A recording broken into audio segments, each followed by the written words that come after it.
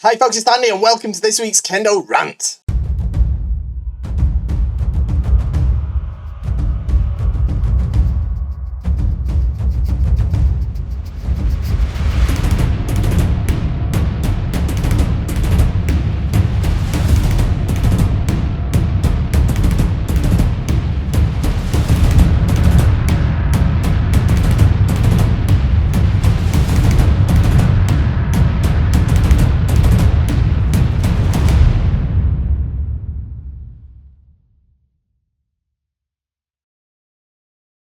Okay, so here we are for some fantastic questions. I've got loads for you today. All right, loads. So you might want to get yourself a cup of tea, some biscuits, anything like that, whatever. We're going to jump to them in just a minute, but first, before we do, no, I've got a hat on. I've got a hat on because I need a haircut. All right, it's all frizzy and long and bushy, and I haven't paid enough attention to my appearance, so I've put a hat on to cover it up. Okay, I'm getting it cut tomorrow, all right, or tonight. Anyway, back to the... That's not what we're here to talk about. What we're here to talk about is the YouTube magic. Like, share, subscribe, put a comment down below. What a great Kendo video, or words to that effect. Make sure you use the word Kendo so that the YouTube robots know to suggest this video, this channels like it, to people who are just about to start Kendo. You see, those YouTube robots, they are something else. They know. They're like Skynet or what's the other one? Minority Report. They know already who's going to start Kendo, right? They know. Don't ask me how they know, but they know. We've already had like 5,917 people start Kendo, probably because of this tactic of getting the YouTube robots to show the right people the right videos. All right, so do your part. Like, share, subscribe, put a comment. What a great Kendo video. And we'll get more people doing Kendo. I'm sure of it. Okay, but most importantly, before we press on, support the channel by shopping at KendoStar.com. KendoStar is the best Kendo equipment website in the galaxy, in the universe, in the known history of everything. Right? Everything. KendoStar's the best. Now, of course, I would say that because I own the place, but you know it's true. We've got the highest rating on Trustpilot. We've had like 3,000 reviews, I think, from yesterday, which is pretty good in the short time we've actually had a Trustpilot account. They're all independent, verified reviews. You have to have bought something to be able to review on there. And we're like one of the highest rated stores on Trustpilot. Not just Kendo stores in general. All right, you're going to shop with us anyway. I know there's pretenders popping up left, right and centre, and there's you know, stuff that's... I know, it's tempting, but don't buy twice. You're going to come to us in the end. All right, there's a reason that 3,000 people thought that we were so good, they took the trouble to go online and tell everyone else how good it was. And just remember, that's a small number. It's a small number of people who are actually happy. All right, because I've been doing this for a while. I'll tell you now. People are fast to tell you they're not happy, but they're not fast to tell you they're happy. All right, so it's actually a small number of people that will make the effort to do that. All right, so join them. Make the right choice. You get the best Kendo equipment. You get the best service. All right, you get this great channel. Everything happens. Everyone, as they say, old Yojijukugo from ancient Japan, samurai times. Everyone's a winner, baby. That's the truth. Right, let's get to these questions, right? Okay. Listen, that's too much preamble. I know. I've got a hat on. YouTube robots, KendoStar. Right, questions. Okay, right. It's Friday, folks. It's Friday. Come on, we can be happy. Has everyone got a Kendo weekend? I have. Right, hi Fisher Sensei, I have a question for the rant, or it may be a wide enough topic to warrant its own video. Well, it's here in the rant, and we'll see if it makes its own video later. What are some of the pitfalls you see from people who are newer to teaching Kendo? Thank you very much. P.S. My Myrmidon set is holding up perfectly against all the new members who started the semester, even the heaviest wood chopping ends with zero discomfort. That's great. Great, Myrmidon. What a great bulk set. Okay. So, the pitfalls when you first start teaching. There's lots. It's hard. I think, right, one of the problems that we have in the West is lots of people start teaching quite early. So you can start teaching when you're like third dan or fourth dan. Like, people will open their own dojo at that point. And I did it. Like, when I was third dan, I was running a dojo in Manchester, UK, right? So I know that it's a common thing. The problem is I've spoken before about the sort of Kendo Dunning-Kruger effect, where you're like, when you're third and fourth dan, you think you know it, you think you've got this stuff nailed, right? And actually, like, you don't know anything. It kind of goes like your perceived knowledge and actual knowledge, like that. Third dan is right at the top, all right. So that's one pitfall, is one thing I see a lot. You get these sort of instructors, and I was the same bit. I was a bit different. I had a bit of a different experience, to be honest. And it was a different pitfall I fell into. But one thing I saw and have seen is when you sort of do it and you start sort of going a little bit OTT, over the top. That stands for. I think that's an international acronym. I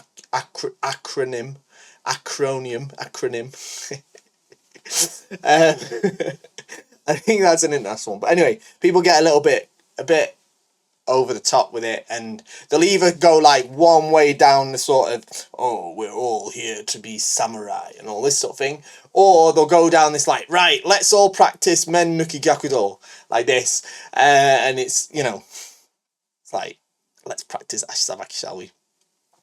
I went the other way a little bit. I was like, I just been in Japan for a while, training in a really hardcore place, and I just came back, and I was 20 something, 24, something like that, and still trying to, well, not trying to, I was still obviously competing. So I was trying to do practice that I knew would benefit me. So like I just like brought a Japanese high school practice and put it into my dojo, which was great. It actually worked really well, but it worked well because my dojo was sort of attached to a university. We had lots of young members, and it worked with the dynamic we had. But if I'd done the same thing with a sort of more standard local club, it might not have worked. So there's that as well. I think the other thing is, I think the biggest thing is, it's really difficult. Teaching Kendo is really, really difficult. I find it very, very hard. I find it super challenging.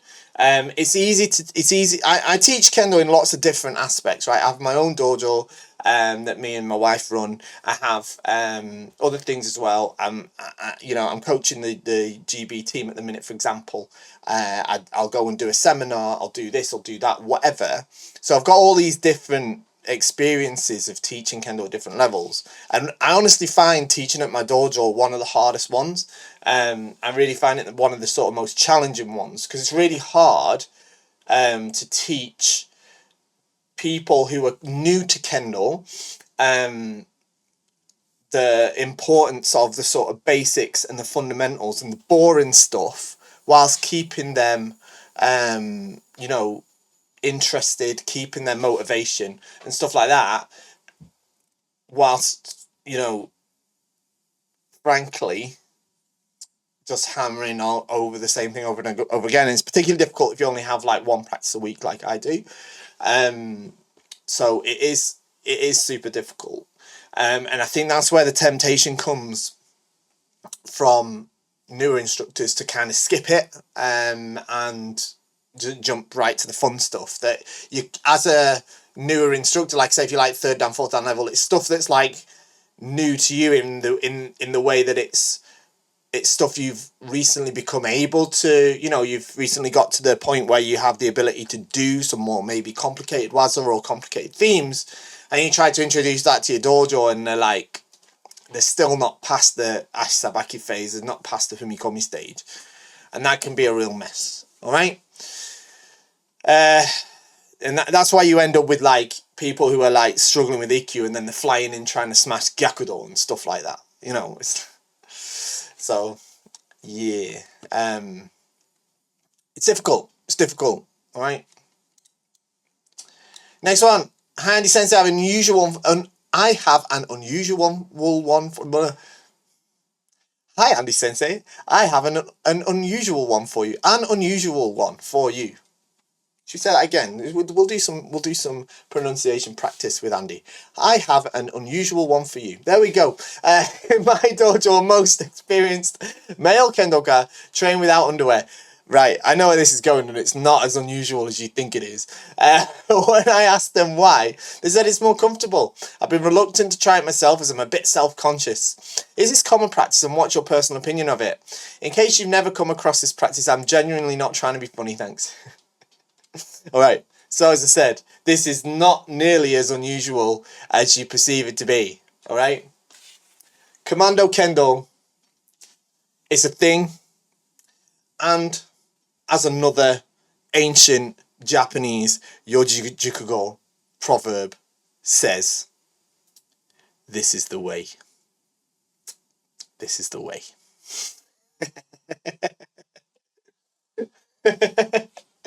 Commando Kendo is the way it's done. Alright? For us fellas anyway. Alright? It's just not right. Having that stuff under there chafing you away. Okay? I'm telling you now, if you've done Kendo in the Japanese summer, well, I mean, it's a double-edged sword, really, because, you know, it's nice and breezy, but you don't really want to think about too much about the puddles of sweat on the floor. Let's put it that way. But just don't think about it. Don't think about it. It's like, don't think about how sausages are made. That's the mindset you take to the dojo in summer. But it is a common practice. Not everybody does it. It's not that everybody does it. I'm only joking when I say that it's the only way to do it. Some people don't like it. Some people do. I prefer to. It's the way I always did in Japan. Most of the people in Japan that I practiced with did. It was sort of the normal thing in most of the dojos I practiced at, or the people I practiced with. But not everybody did, all right? Not everybody did. So it's perfectly fine. Either way, all right? Either way, okay? But for me, underwear and Kendo, they just don't mix. Hello Fish Sensei, I had a question about going backwards. I'm currently Ikkyu. Sometimes I'll move into Isoku Ito no Mai. Here we go. We're on Andy's red pen is out, and we're correcting all of the stuff. Isoku Ito no Mai, to apply semi and break my opponent's kamae. I know that we're often told not to go backwards and instead move forwards and attack. However, at times I don't get a reaction or see a good opportunity, so at times I will either move into Tsubazeriai or move back a few steps to maintain distance while still being alert. Is this alright? Right. There's another one. Oh, these are such good questions today. Right. So I'm gonna be rocking boats today. I'm telling you now, because I've already had a bit of a squiz over some of these questions already, and I am gonna be rocking some boats and ruffling some feathers. So here we go. Strap in. We are often told not to go backwards. That is correct, and it is half true. All right. You don't want to be going backwards all the time, running away, being afraid, don't hit me. You don't want to be doing that, all right? But stepping backwards and retreating, in that I mean running away, are two different things. It's okay to readjust your distance if you feel like you're too close and you don't have the chance to hit. Shouldn't happen too much, but sometimes it does, all right? The best, of course, is that you get to your distance and then you make a chance to hit, but look, you're like 5 more gradings away from getting to that, all right? So don't worry too much. But that's the best, all right? But you get here, okay, I haven't really got the chance to hit. Then yeah, you can move forward to Tsubazeriai and then look for a Hikiwaza, or you can move back a little bit, but still keep your attention and concentration forward. But don't do it all the time. Don't do too much, otherwise it isn't great to just be going, ooh. Yeah, it does. It like you do it in a grading. It does demonstrate that you've been unable to make a strike. All right, so it's not good to come in and then come out again. All right. What sometimes happens is this one comes in like that, and this one goes, no, mate, not happening. Yeah, sometimes that happens, but that's like, it's pretty, like, for that to really happen in a good way, it's quite advanced stuff. All right. So yeah, you can go backwards, but you have to keep your intention. You don't want to do it too much, and you don't want to do it for the reason that you're afraid to be hit. Okay, if you step in, you stepped in for a reason. The best is to figure out a way to make a hit. Now, you might just have that. You just might not realize it. So, check out the video I put up Monday. 8 ways to hit men. One example of some of the free content that we put out. All of it's free. We're not like some of these that are trying to charge you for it, and it's not even. Anyway, it's all free. All you have to do is shop at KendoStar. 8 ways to hit men. All right, and I take you through some ideas of how you can hit a men strike. And it's just concepts. You don't have to copy them word for word. Yeah, you can just look at them and go, oh, right, I can think of it that way. All right, so start thinking about that sort of thing as well. And you can look at, once you're in that distance, all right, if this kind of attack doesn't work, maybe this one will or that one will. All right, and I think you'll have more success than just stepping away. Okay. Hi, Fish Sensei. I have a quick question. Just curious about your opinion on how much Kendo carries the samurai spirit or slash Bushido or not. That is a good question. And I spoke a bit about it last week, actually. Now, I am not an expert in Bushido. Alright? So I'm going to preface it with that. I don't really know what Bushido is, if I'm honest. Okay? But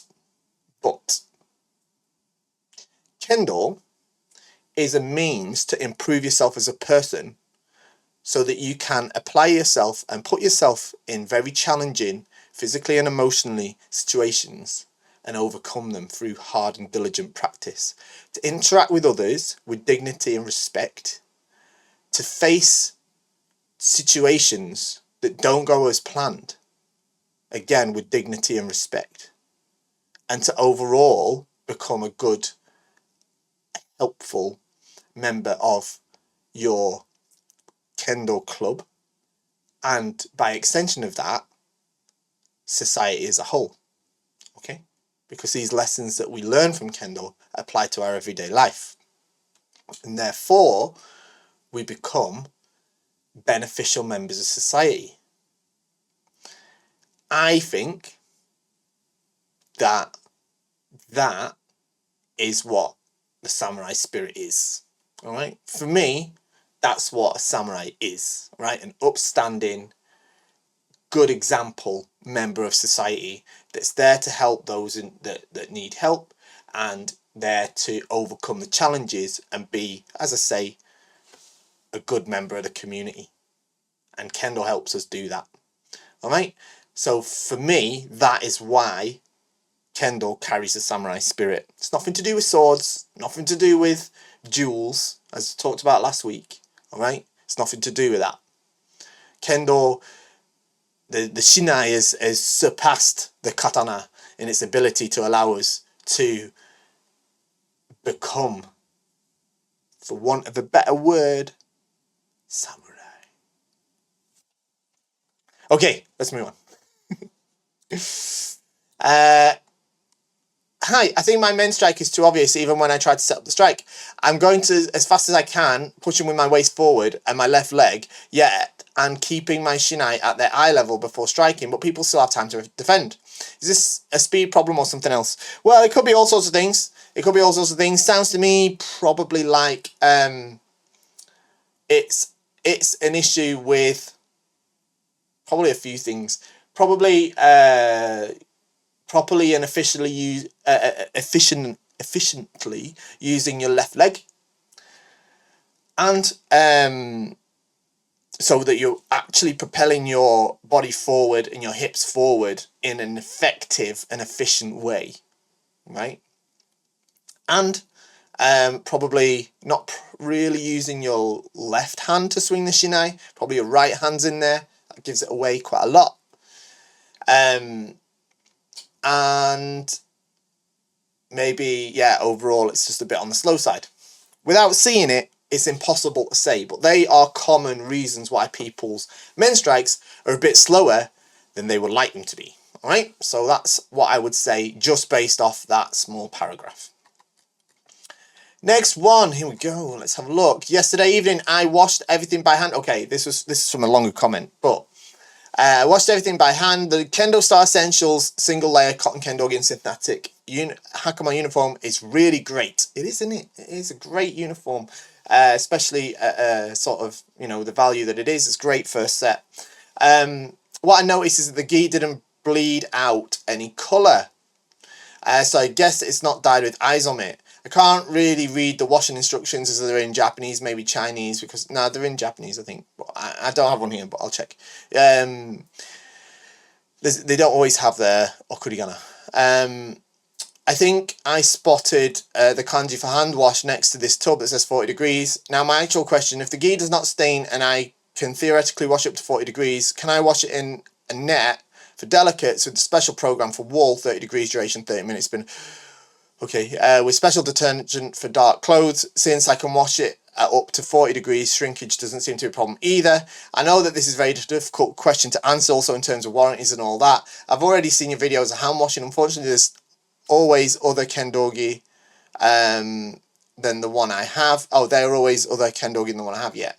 My sensei will probably say again, don't worry so much. Unfortunately, it's not that easy for things that are important to me. Okay, good. So the question is about the single layer Kendogi, the essentials one, the most basic one we sell. How can you wash it, right? Because the instructions say 40 degrees hand wash, right?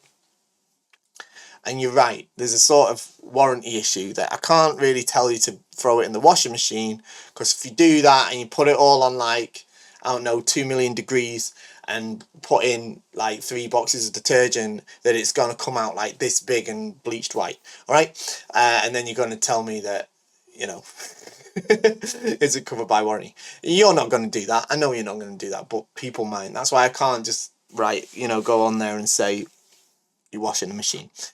Putting it in a net and washing it at 30 degrees should be absolutely fine on that particular one. You're correct, it's not eyes on it. It's not eyes on it for that specific reason. It's not really, it's not really normal for a beginner's uniform to be eyes on it, alright, because eyes on it is going to stain you all blue, it's not easy to wash, it's more expensive. So of course we don't use eyes on it on the essential basic Kendogi. So yeah, throw it in a net, 30 degrees on your wool setting. It'll be absolutely fine. It'll be absolutely fine. I'm sure of it. All right. Don't go nuts on the detergent, but yeah, I'm sure it'll be fine. All right. Thanks for shopping at KendoStar. I'm glad you're happy with what you bought. Okay. We've got more Kendogi coming soon as well. I bet that's the secret there. There's new Kendogi coming, but it'll probably be, there's still a few months in production. But hi Andy, a bit of a follow-up question on your explanation of Zanshin not always running, passing through. Do you have a source of any kind? Oh, I remember this one. This is another boat rocket. Here we go. Video, blog, etc. from any sensei backing that up. Don't get me wrong, I'm all on board with you on that. I would just like to have something to quote on that in discussions. Just this week, I had a short talk with 2 Nanadan sensei about it. Both insisted that we always have to run past our partner, also in Jigeko and Shiai and Shinsa. It would be nice to have something backing up the other way.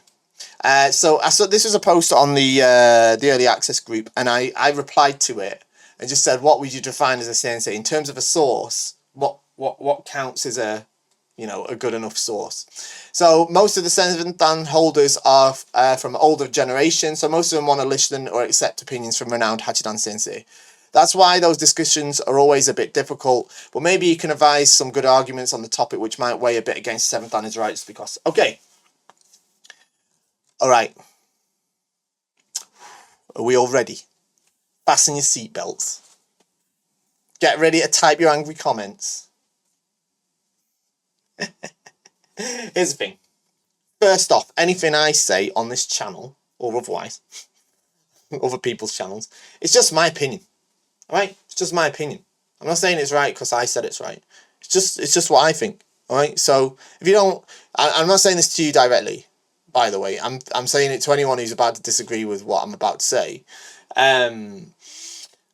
If you don't like it, don't do it the way I'm saying. Do it the way someone else says. If someone else says it differently and you prefer that, that's totally cool. All good, right? I don't mind. Yeah, I'm just giving you my side of it. What I think, what I've been taught, what I've learned, or what I've observed.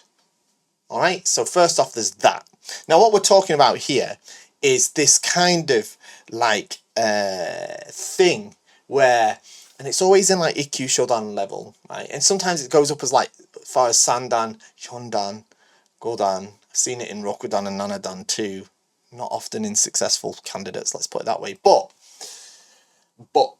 of this like hitting Amen and then like just legging it off to the other side of the room, and then like with no regard for the other person, just man all the way over there, turn around, oh quick run back, yeah, and then let's do it again, man. Okay, we're at the end of the room, turn around, okay, run back up, like this sort of thing, like, and then being told that that's zanshin somehow by hitting someone and then running off with your back to them with no thought to them whatsoever. Like, apparently we've got to pretend that that's zanshin somehow. Right? It don't make sense. It don't make sense. Right? So, I've made this point on here a lot. Right? I've got a video about what I think is sort of zanshin. It's based off, I think I even say in that who told me about it. I'm not gonna, I'll tell you what right now, right? I'm not gonna drop names on here. Let's put it that way, right? I'm not gonna drop names on here. I'm not gonna do that, right? Because what you're asking is, you understand and to some extent agree with what I'm saying, but there's other senseis telling you differently. So you're asking me for a source. So for me to say, okay, you said that. You said don't run off to the distance. This sensei says do run off to the distance. What's your source for saying don't? All right. And it's like, all right. Here's the thing. First off, as I say, I'm not going to name drop some senseis on here or something like that. I'm not going to do that. I don't really like doing it. All right. For various reasons, but I'm not going to. But there are some extremely famous, especially abroad. Well, it's famous in Japan too. Super famous senseis that say this. All right. When they've come abroad and seen it. All right. There are some. Is there any video of it? I can't seem to find any. I haven't had a massive look, but I can't seem to find any of them saying it. But I have heard them say it in real life. But it doesn't matter. It doesn't matter. Because what you're saying is like, and it's not what you're saying, but let's say, okay, right, you're not supposed to hold, sort of, swing the shinai around your head like this. Right? Have you got any sensei that says can you show me a Hachidan sensei that says you don't you shouldn't do that, or you shouldn't hop on one leg for zanshin, or do some kind of like star jump? No, there's no sensei that says don't do that, because that isn't how they teach kendo. The way they teach kendo generally is say do it this way, copy this way. Right, that's how Hachidans teach. They don't really teach much anyway, but they say this is how you should do it. Do it like this, okay? So what I'd like to know is any sensei that says you should hit and then run off with your back to the other person. I'd like you to ask them the same question. Do you have a source for Hachidan saying that's what you should do? Because I'd be very surprised if you can find one of them explicitly saying in the shiai or in the jigeko or in the grading, you should hit and run off with your back to the opponent, man, like that. I don't think you'll find one somehow, right? Now, the reason I'm saying that, okay, the reason I'm saying that is because, look, I have never heard that taught, ever. right? And especially in Japan, I've heard it taught in the West. I said the West, outside of Japan, all right? I've heard it taught outside of Japan. But I can't recall a time when I've heard senseis teach anybody hit and then run off with your back to them. I've seen the opposite. Where, because obviously beginners, which in Japan is generally children, get confused by this same thing. All right, they get confused by the same thing because in Kihon, Kirikaishu Ichikomi, we hit and run past. Yeah, it's a mechanism of the technical aspect of the practice method. All right. So then they just do the same thing in their Jigeko because they don't know to do anything else yet. And I'm talking like 6 and 7-year-olds here, right? So of course they just do that. So then what happens is, what I've seen, when they get to like 8 or 9 or whatever, and they have to start doing Shiai, and then they lose Shiai because they hit and they run off, and then when they turn around they get sort of conked on the head. They then the senseis are like, look, don't do that, and then they have to start teaching them not to run off with their eyes off their opponent. They have to teach them the proper way to have proper zanshin. Try and keep your eyes on. If you lose eye contact, keep that as minimal as possible. Keep your concentration towards them, even if you have to temporarily break eye contact with them. So even though there are times when you'll see even high-level senseis or whatever hit and they might sort of go through, they don't generally do this man off and just forget about the other person, right? That's the key point, is the forgetting about the other person, yeah? Sometimes they'll do it like to prove a point, all right? And it's a bit of a different thing, but they'll do it sometimes to prove a point, like almost like, look, I'm doing it, like it's like a Kihon men type of thing, right? But in general, that's not what they do, right? It's not what happens. And I'll tell you what, let's look at what we've got to go from, all right? So right, I've got a couple of videos we can have a look at. Let me see if I can get them up here. Okay, so here I've got a very blurred video of this is all I've done is I've just searched a couple of different things in Japan. I've searched Kendo Ikkyu Shinsa.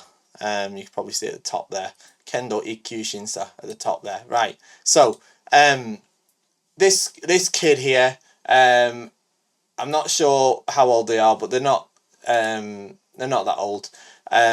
Doing their second cue. This is their second cue, all right? And I skipped all the bit where they've done the Kirikaishi and the Kihon and stuff like that. And this is how they're gonna do it, all right? So this is their cable, all right? All right. You see that? Here's an Aimen. See how they keep their attention towards each other? See how they keep their attention towards each other? Alright? The comment's funny, it's from the kid's dad or something. He says, oh, is this supposed to be Kakarigeko or something? Ha ha kind of thing. Now, this is a kid, so of course it's super energetic. I'm not saying that, you know, adult Ikkyu should have this same level of loads of attacks and stuff. What I'm saying is after hitting, even this kid knows that you don't run off to the back like this, yeah? Okay, let's see another one. Here's another one. This is an Ikkyu Shinsa, okay? This is an Ikkyu Shinsa, alright? This is really short. So again, it looks like for Ikkyu, for this one, these kids are a bit older, alright? These kids are a bit older. And it looks like they've done some Kirikaishi and some Uchikomi first, and then they do a short Tachiai, alright? This is Ikkyu. Again, keep the attention towards each other. Yeah, there's no point in which they're running off to the opposite corners of the Shinsajo, and then you see what I'm saying? You see what I'm saying? Right, that's it. All right, and then let's take this to its extreme. All right, let's take this to its extreme. This is a third dan grading. Now, I said this before, anything up to third dan is all the same thing in terms of the criteria. Shodan to third sandan, and Ikkyu is like a kind of pre-Shodan, right? The whole criteria are the same, right? But what you're looking for is different levels of achievement of those criteria, all right? So, let's, as I say, I often say, if we say third dan is like 90 to 100% fulfilled, yeah, and then nidan is, let's say, 60 to 70%, and then shodan is like, I don't know, like 50 to 60%. I don't know, I'm just pulling those off the top of my head, yeah. But essentially it's all the same thing. So the complete thing is sandan, all right? So what you should be doing at every level is trying to do the same thing that they're doing at sandan to the best of your ability, okay? And you only need to achieve, if it's out of 100, on doing that same thing, you only have to achieve, let's say, 50%, 50 points to get Shodan. You have to get 65 points to, I just made this up, to get Nidan. Then you have to get 90 points, or whatever, 70 points to get Nidan, and then you have to get 90 points above to get Sandan. Something like that. Yeah, so the idea is the whole criteria is the same. Okay? So if you're supposed to hit and run off with your back to them, then you'd be supposed to do that in Shodan, and you'd be supposed to do that in Sandan, right? So I'm taking, you know, obviously it's again, I'm just being clear here, it's just what I think, but let's have a look. So number 11, so this one here facing the camera, we know is a definite successful grading. Alright, now these kids are a bit older as well. Now they're still kids, of course. Oh, you see that? See how they didn't run away from each other and spend half of the scene instead just regaining, you know, like finding where the other person is. Now, here's a good example, right? Right here, one hits Kaishido, so there's a momentary break in eye contact, right? But they run off, get some distance, and they turn around Zanshin immediately. They don't lose their focus towards the other person. They're not saying, oh, like this, like forgetting about the other person. Straight away, ready to re-engage. Alright? That's the point I think I'm making. Alright? Now again, I've pulled these up because they're the examples I could find. And I'll be honest with you, it's hard to find good examples of those levels of gradings of adults. All right, so I appreciate they're all youngsters or kids and the teenagers, and it's a little bit intense. They're doing lots of attacks. I'm not saying you have to match their intensity. Yeah, if you're sort of in your 40s, 50s, 60s, you don't have to do the same intensity as they're doing, but you know, you can see the idea or the sort of flow in a way. There's none of this man off into the distance. Yeah? So I don't have a source for you. I'm not going to say to you, this sensei said that, right? I don't think it would be appropriate for me to do that for a start, all right? To be honest. I don't like it either, to be honest. I don't like that style. This sensei said so, so do it this way, right? It's not, I don't think that's how it should particularly work. All I'm saying is, based off all of the evidence that we have, everything that manifests in front of us, what is the rationale for hitting someone and running off with your back to them with no regard for where they are or what's happened? Like, what's the rationale for that? Give me a good argument for that then. You know what I'm saying? Like, because I can't see it anywhere. And, you know, I can't think of a good reason to do it. Other than the fact that it is similar to what we do in Kihon. You shouldn't really do Kihon like that either, actually. But obviously you do run past in Kihon. I get that. Uchikomi. Yeah. So, yeah. That's where I am. So go on, knock yourselves out in the comments. Tell me how wrong I am. Can't wait to read them. When teaching adult beginner students, what criteria do you use to evaluate whether they should be ready to start training with Borgo? Should it be based on meeting basic criteria for footwork, strikes, etiquette, etc., or based on time spent training? For example, X classes or X months. Personally, I favour using basic technical criteria alongside individual assessment, as some students progress faster than others. Also, any tips on balancing minimum requirements with beginner student engagement and retention? Yeah, so here's the way I do it. I'm not saying I'm particularly successful at it, but the way it works in my dojo is if I make it very clear that for them to wear Borgo, they have to be able to perform kirikaishi with Fumikomi and block with Shinai, so that they can participate in the Borgo class. All right, so they have to be able to do kirikaishi with Fumikomi and block with Shinai.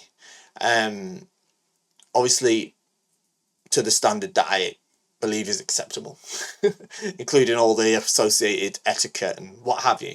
All right. I don't like the idea of saying, oh, once you've been for 2 months, you can wear the Borgo. Once you've been for 6 months, you can wear the Borgo. Now, having said that, often my students are with me for several months before they wear any Borgo, because it takes them a long time to get it, right? But I'm also not about to chuck them into Borgo and let them flail about. So this is it. So in terms of balancing those minimum requirements with student engagement and retention, I do my best to be really open about it and say, look, this is what you need to be able to do so that you can wear the Borgo. I want you to wear the Borgo. I know you want to get to the point where you're wearing the Borgo, but if that's what you want, you have to be able to do this. And these are the criteria that I'm measuring that against. I give them information. We've got little handouts that we give to them that describe the grading process as well. So, you know, let them know that we've got a grading system in Kendo. Once they're wearing the Borgo, then they can start working towards getting nationally recognised and internationally recognised grades. And they can start to progress on a really, really interesting and fulfilling Kendo journey. But the first big hurdle is getting them to that point where they can wear the Borgo. So, yeah, that's generally the way I handle it. Next one. Every so often, I'm already exhausted due to work or something else before practice starts. Yeah, tell me about it. My concentration will be worse, and sometimes I even wonder if I'm retaining anything from those practices. Any tips to make the most of suboptimal practices? I think the hardest part on those days is showing up. So I think the most important thing is just go and show up and do your best. It might be a suboptimal practice. You might come away feeling like, oh God, that was rubbish. I was so tired. I couldn't concentrate, couldn't do very well. But it's better than having not gone at all for a start, all right? Of course, you should try your best to concentrate as hard as you possibly can, but we're all human. We all have jobs. We all have difficult days, difficult times we go through. We've all got stuff to deal with. Sometimes it's hard to keep your mind on stuff. All right, I had a very similar thing very, very recently. I had a really bad day with different things. Loads of stuff happened, like small stuff, nothing big particularly. Loads of small stuff happened, and it was a really stressful day. I ended up going to Kendo that afternoon, and I just could not concentrate on it at all. But I did my best to just push through and carry on, do my best to try and take what I could from it, even then, you know, even in that situation, you know, not give up on myself, right? And just what I didn't do is halfway the practice be like, oh God, I'm having such a rubbish day, I'm not even going to bother trying. I didn't do that. Still tried my best, still tried to push myself, even if it wasn't the most beneficial practice I've done ever. I still did it, and it has benefited me, even if it's only in the smallest way. All right, so do that. Hi Andy, please can you explain what's considered valid for an ippon for do? How raised how raised do the opponent's arms need to be for a valid strike? All the way up, Jordan, kaburi, blocking or committed for a cut. Is it sufficient or is sufficient space enough, for example, if they are raised slightly when moving out of subsidiary in a dodgy non-chudan or beginning to raise for a cut. If it was with a sword, then there only needs to be the width of a sword, but with a shinai and a taikai, for example, what's required? That's a really good question. Lots of people struggle with how to make do ippon, because you got to do so much more than just hit it. It's the same as any other strike, believe it or not. It's just it's harder to get those other criteria fulfilled with a do strike than it can be for a men strike, for example. Now, if someone stood in kamae and you managed to fit your shinai underneath their elbow and hit their dodai, it's not going to be considered do. It's not going to be considered do, because it's not going to be considered a good opportunity to strike. You're just kind of cheating around it. In a similar way that if you sort of moved your hands sort of this sort of weird way and whacked someone on the kote who was still in a perfectly unbroken chudan, you're not likely to get the ippon for it. All right. Similarly, sometimes youngsters get awarded a hikimen where they move their arms really over the center this way to get around the center that's been controlled by the other person in subsidiary. That they sometimes give that in kids shiai or high school level, but in reality it's not really ippon. So you really have to make sure that the opportunity is what's right. Okay, that's the main thing with scoring any ippon, but particularly do. Now, in terms of what that could be, it needs to be a point in which either the opponent's committed to a strike, so some kind of ojiwaza, a bit like a nukido kaishido, or they've in some way broken their composure, so they've trying to defend themselves, move to a defensive stance, for example. That doesn't mean that they have to be all the way up. Now, in the case of something like gyakudo, it really has to be quite obvious. They have to really kind of get to a proper blocking position and really be in the position where they can't deal with anything for you to score gyakudo. A little bit of a lift and then whipping the shinai under their arms is not really going to do it. But on migido, you know, if they sort of have this sort of weird, slightly broken posture, and you can hit a good do, and it's a good strike, and it's a good, you know, good hasuji, all that, and it does make good contact with the right areas, yeah, then it can definitely be considered for ippon, depending on the situation, of course. All right, but you definitely have to do a lot more than just fitting the shinai in there. All right, you have to disrupt them in some way. Either get them to attack you, all right, or get them to block, and then take advantage. Okay, that's how it works. Hi Sensei, I'm 61-year-old and be testing for Shodan in October. I'm fairly fit for my age, and at Shinsa I'm paired with people my age approximately. My last Shinsa, my first partner and I were evenly matched. My second partner I never felt threatened by. He may have been a bit older than me. After I hit him with 3 straight men, I dialed it down a little. After all, I feel it's our test, not just mine. My question is, was I wrong in doing so? I talked to one of the sensei on the panel and he said that he didn't have notes on my second match because they already passed me. Thank you in advance for your answer. So, right. This is an interesting one. If there is a distinct difference in ability for whatever reason between you and your opponent in a grading, what should you do? Should you beat down on him, or should you take your foot off the gas a bit? That's, I think, the crux of the question, right? Now, it's not both of your tests, it's your test. And for him, it's his test. That's how it works, all right? Now, what you shouldn't do, you shouldn't go easy on him, all right? You shouldn't go easy on him. Oh, well, this guy can't really keep up with me. I'll let him off a little bit. I feel a bit mean. You shouldn't do that. It's not fair to them to do that, all right? It's not fair to them to do that. Having said that, what you don't want to do is just wail on him either, all right? Because if you're not careful, you're all right at Shodan.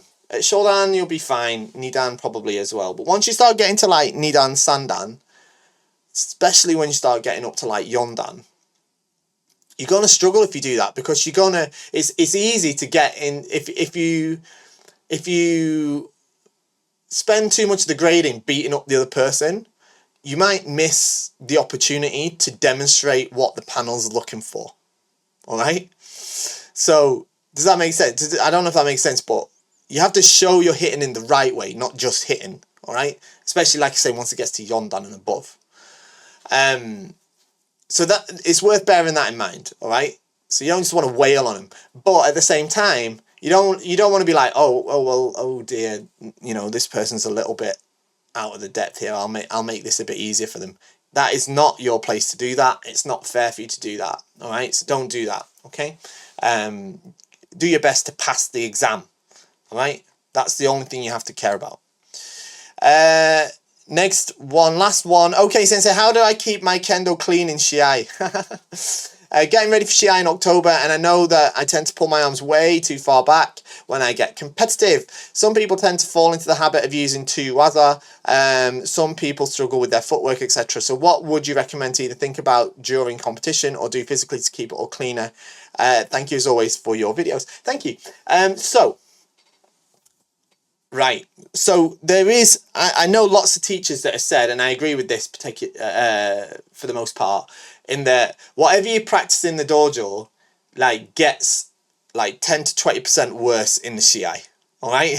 So, you know, whatever you do in the dojo is going to be at its worst in the Shiai because you've got all sorts of other things affecting you. You know, you've got the pressure of the event, you've got all the people watching, you've got the fact you want to win, the fact you don't want to lose, all that sort of stuff, you know, makes everything harder. So, you know, if you don't, you're not going to suddenly be better on the day of Shiai than you are in the dojo, all right?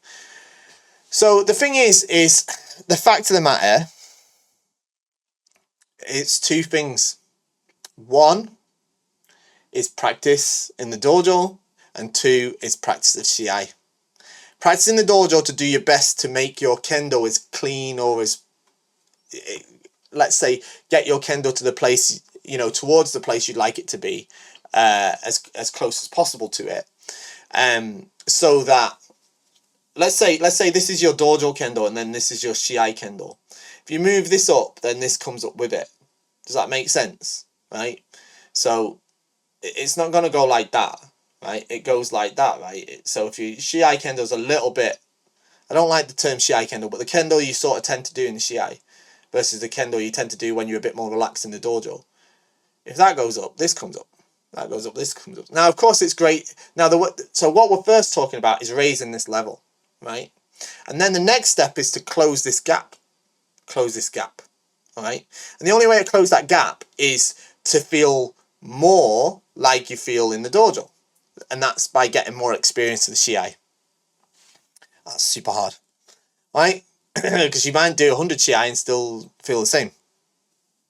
But with more experience, you will tend to get more relaxed about it as you get more used to the whole atmosphere and idea of it all right?